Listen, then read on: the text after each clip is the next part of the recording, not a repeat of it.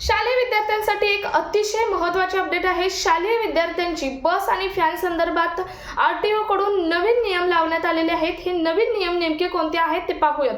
तर प्रत्येक वाहनाला GPS, panic button, CCTV, digital सुरक्षा यंत्रणा तसेच सीट बेल्ट बंधनकारक असणार आहे। शिवाय AIS मानकांचा पालन करणारेच वाहने शालेय बस म्हणून वापरली जाणार आहेत। तसेच आरटीओ कडून प्रति विद्यार्थी प्रति किलोमीटर जे भाडे आहे ते भाडे निश्चित करण्यात येणार आहे। शिवाय चालक, महिला, मदतनीस कर्मचाऱ्यांची लेखी नियुक्ती ही बंधनकारक असणार आहे। पोलीस पडताळणी सुद्धा बंधनकारक असणार आहे आणि वैद्यकीय प्रमाणपत्र सुद्धा या कर्मचाऱ्यांचं बंधनकारक असणार आहे। शिवाय प्रत्येक प्रवासात महिला मदतनीस किंवा नियुक्त कर्मचारीच बंधनकारक असणार आहे। अदर कर्मचारी चालणार नाही। शिवाय पालकांना मोबाईल ॲपद्वारे आता बसचे लोकेशन सुद्धा ट्रेस करता येणार आहे।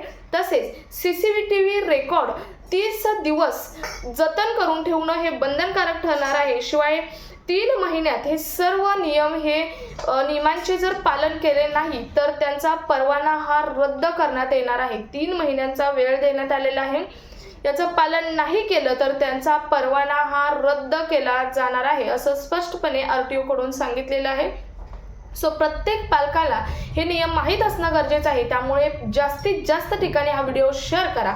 भेटूयात पुढच्या एका नवीन अपडेट सोबत। तोपर्यंत धन्यवाद।